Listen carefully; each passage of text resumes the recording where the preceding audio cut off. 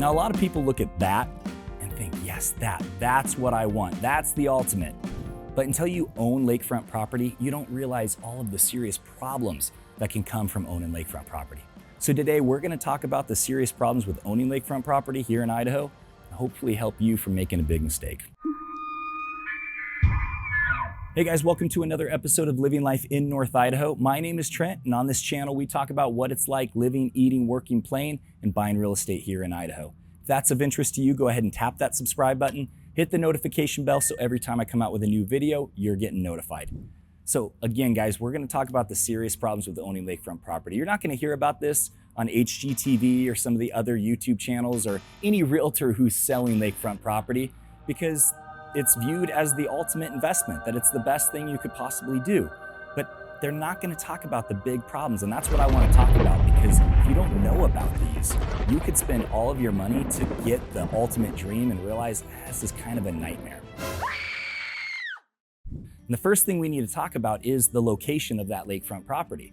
So most of the lakefront properties that you are going to go view just driving around, those are going to be the highest price point because they're going to be near town. The ones that are more affordable, that you get out around the lake, there's a reason they're a little more affordable. And that's because driving out around the lake can be fun in the summer, but it's a nightmare in the wintertime. That's why a lot of wealthy people only live there during the summertime, because driving out around the lake in the winter is not advisable. And that's where some of the most serious accidents happen out here in Idaho, is out around the lake. People go off of the edges because it's not fully protected and they end up in the lake in wintertime. That is a deadly situation. So when you're looking at lakefront properties, make sure you put that into the equation. How many times are we going to have to be driving to town, and what does this look like during the wintertime? Another consideration people forget to make is the driveway. I know it seems like a small thing, but a lot of our lakes up here, especially in North Idaho, they're mountain lakes. So you're living on a hill or a mountain, and you don't have a lot of room for a driveway, and it's really difficult to find parking along the street because they're only so wide. So you might think, well, it's just me and my wife, that's not a big deal. Well, if you have kids, eventually they're going to be driving and they need a place to put their cars. Or when their friends come over, where are they going to park? Friends and neighbors, where are they going to park?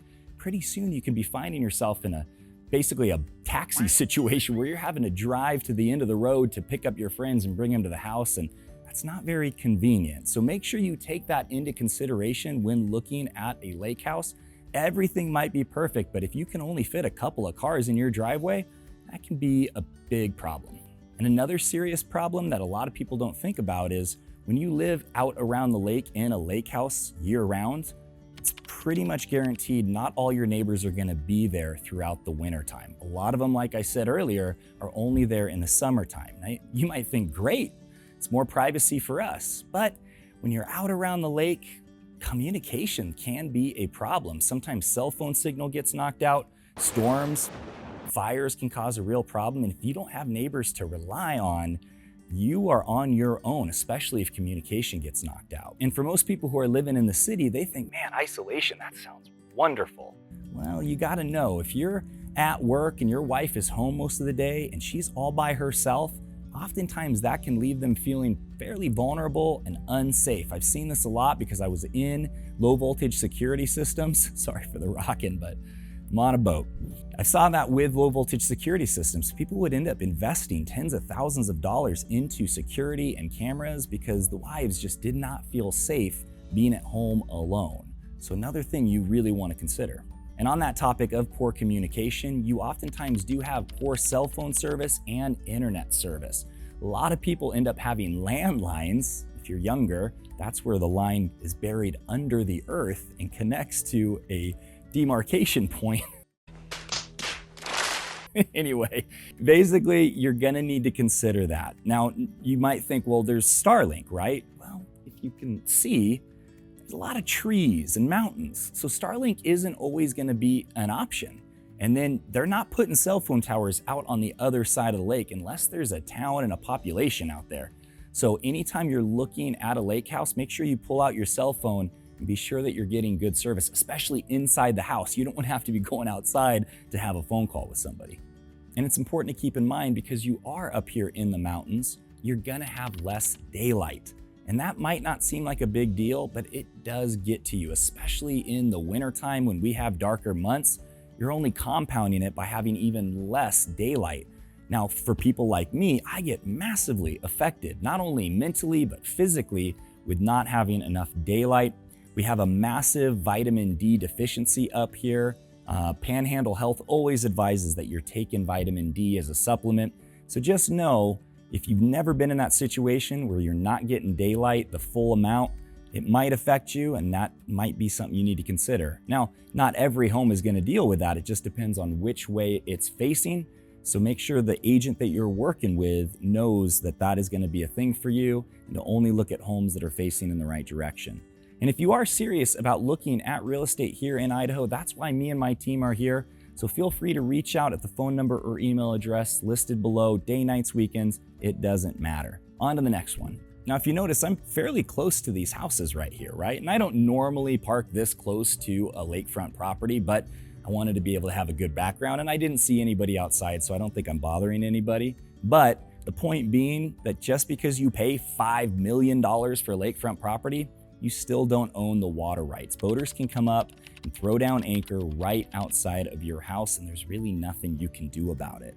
Now, a lot of boaters, they're more respectful than that, but not everybody is. So it is a downside of owning lakefront property. Yes, it's awesome. Yes, you get great views, but you don't own the lake and people have access to all of it. And remember, the further out you are from town, the more expensive things are going to start costing. To have services like HVAC technicians, alarm technicians, painters, roofers, babysitters, anybody having to drive way out around the lake, you are going to experience a higher cost in service fees. Also, the fact that you own a lakefront property, you can expect quotes to be 20, 30% higher.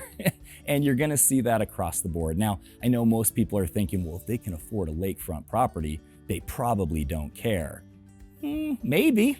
I know quite a few people who've stretched pretty far because they could finally afford that lakefront property and they didn't realize everything else was gonna cost a lot more.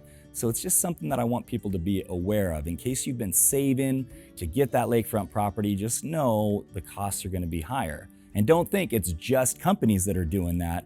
Insurance and government is going to get theirs. So when you have a lakefront property, insurance is going to cost more. You're going to have flood insurance, you're going to have fire insurance, and your tax bill, your property tax is going to be quite a bit higher. I can't give you an exact quote, but it is going to be over 1% most of the time, depending on where you're at.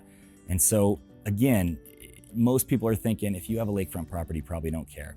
Yes, that's probably true, but not for everybody. So it's another downside to owning a lakefront property. And if you notice, a lot of the homes I've been showing are 2, 3, 4 stories tall.